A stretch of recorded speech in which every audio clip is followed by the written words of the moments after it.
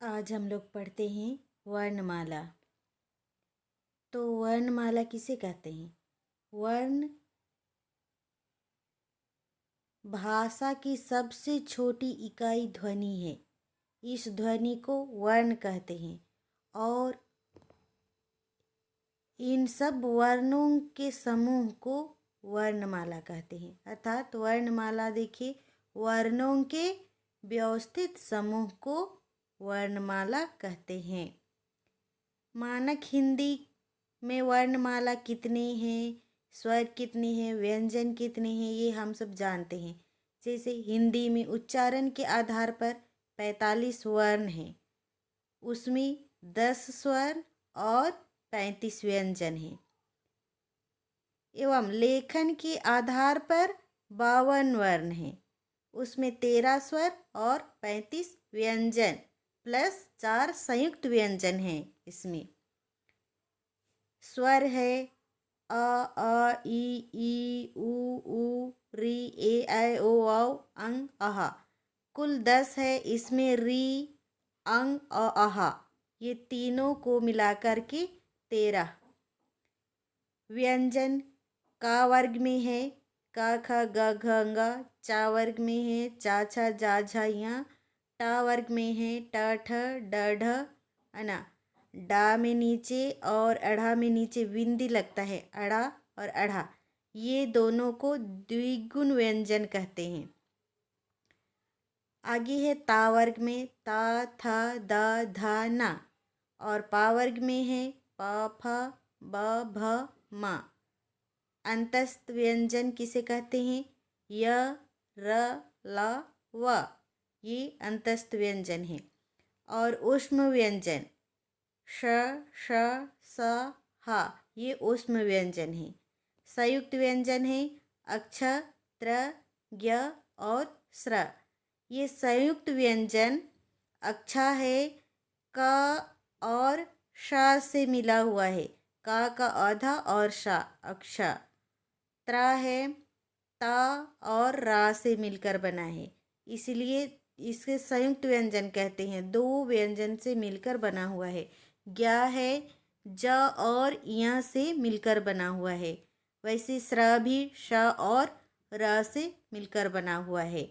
इस प्रकार कुल 33 और 2 मिलाकर के 35 व्यंजन प्लस 4 संयुक्त व्यंजन के साथ ये हो जाता है 52 वर्ण। आगे है स्वर किसे कहते हैं? जो स्वतंत्र रूप से बोले जाने वाले वर्ण क्या कहलाते हैं? स्वर कहलाते हैं। परंपरागत रूप से इनकी संख्या 13 मानी गई है। इसको हम पिछली स्लाइड में पढ़ चुके हैं। 13 मानी गई है। उच्चारण की दृष्टि से इनमें केवल 10 ही स्वर्ण हैं। अ, ई, उ, ए, ऐ, ओ, औ। और री, अंग, आहा ये 3 मिला के 13 हो जाते हैं। स्वरों का वर्गीकरण मात्रा के आधार पर किया गया है। ह्रस्व स्वर, दीर्घ स्वर, इस टाइप का उच्चारण के आधार पर किया गया है वर्गीकरण। तो ह्रस्व स्वर में वे स्वर आते हैं जिनके उच्चारण में बहुत कम समय लगता है, मतलब कि एक ही मात्रा का समय लगता है। जैसे है अ, ई, उ। और दीर्घ स्वर में है जिनके उच्चारण में ह्रस्व स्वर से थोड़ा अधिक समय लगता है, ह्रस्व स्वर से थोड़ा अधिक समय लगता है। इसमें 2 मात्रा का समय लगता है, जैसे आ, ई, उ, ए, ऐ, ओ, औ, ओ इत्यादि। इसी में एक प्लुत स्वर है जिनके उच्चारण में दीर्घ स्वर से भी अधिक समय लगता है। जैसे किसी को पुकारने में या नाटक के संवादों में इसका उपयोग ज़्यादा किया जाता है।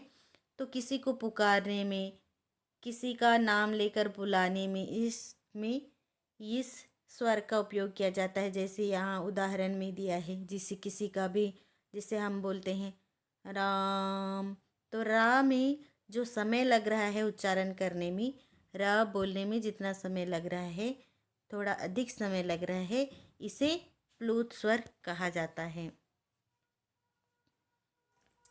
मुख के खुलने के आधार पर स्वरों का वर्गीकरण किस प्रकार किया गया है?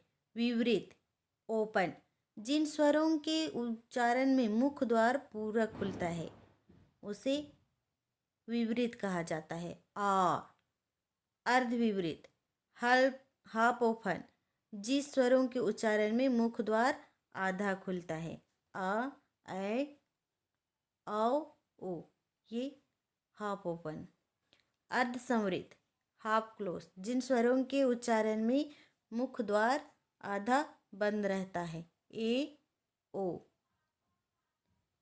संवरित, क्लोज। जिन स्वरों के उच्चारण में मुख द्वार लगभग बंद रहता है, ई, उ, बंद ही रहता है लगभग, किंतु हम आवाज़ निकालते हैं, यह संवरित कहलाता है। देखिए यहाँ हम चित्र से अच्छी तरह से समझ सकते हैं किसको, कौन सा व्यंजन को, कौन सा स्वर को किस किस भाग में रखा गया है, यहाँ पर स्पष्ट दिया गया है। जैसे नाक से नासिका,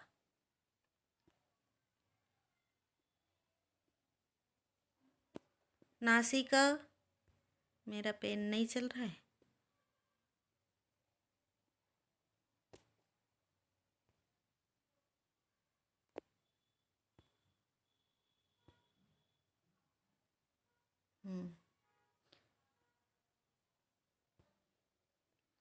नासिका किससे चलता है, किससे चलता है नहीं, सॉरी।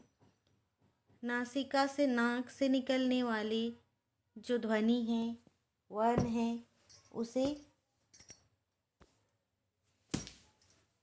उसे हम नासिका या नासिक्य स्वर में रखा जाता है। जैसे अंग, य, अंगा, अण, न, म, ये सब नासिक्य स्वर हैं। दंतमूल, रा और ला, हमारा जीभ दांत को छूता है इसका उच्चारण में, यह दंतमूल है। दंत या दंत्य, ता वर्ग के जितने भी व्यंजन हैं, त, थ, द, ध, न, ये दंत्य में आते हैं, तथा सा, ये दंत्य में आते हैं। दंत प्लस ओष्ठ, दंतोष्ठ, दंतोष्ठ, ये है व। ओष्ठ्य, ओष्ठ्य वर्ग में पा वर्ग के जितने भी व्यंजन हैं वो ओष्ठ वर्ग में आते हैं। प, फ, ब, भ, म, इसमें स्वर में है उ, उ, ये भी ओष्ठ्य में आते हैं। ओष्ठ प्लस कंठ, ओष्ठ प्लस कंठ, ओ, औ, ओ, ये स्वर ओष्ठ कंठ में आते हैं। कंठ से और होंठ से बोला जाता है। मूर्ध, मूर्धन्य, ट वर्ग का जितना भी व्यंजन है, ट, ठ, ड, ढ, ये सब मूर्धन्य में आता है, मूर्धन्य कहलाता है। तालव्य, चा वर्ग का जितना भी है, च, छ, जा, झा, यह तालव्य है। इसमें य और श को भी शामिल किया गया है। वैसे श तो ऊष्म व्यंजन है, य है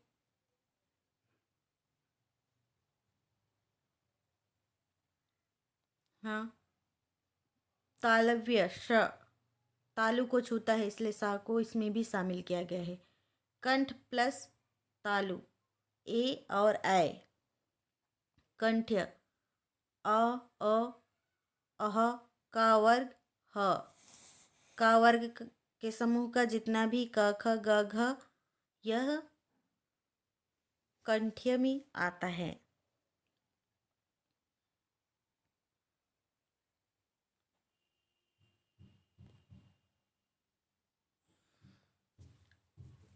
इसके अलावा हवा के नाक और मुंह से निकलने के आधार पर दो स्वरों को दो रूप में विभाजित किया है। निर्नुनासिक या मौखिक स्वर तथा अनुनासिक स्वर। निर्नुनासिक स्वर में कौन सा आते हैं? जिन स्वरों के उच्चारण में हवा केवल मुंह से निकलती है। जिन स्वरों के उच्चारण में हवा केवल मुंह से निकलती है, जैसे ई आदि, ये निर्नुनासिक या मौखिक स्वर कहलाते हैं। अनुनासिक स्वर जिन स्वरों के उच्चारण में हवा मुंह के साथ साथ नाक से भी निकलती है, यह अनुनासिक स्वर कहलाता है। कहलाता है। जैसे इसमें चंद्र बिंदु को मान लीजिए, चंद्र बिंदु जिसमें लग जाए अनुनासिक स्वर वहाँ आ जाता है। तो आज का वीडियो हम यहीं पर अंत करते हैं। यदि आपको वीडियो अच्छा लगा हो तो लाइक, शेयर और कमेंट ज़रूर कीजिएगा।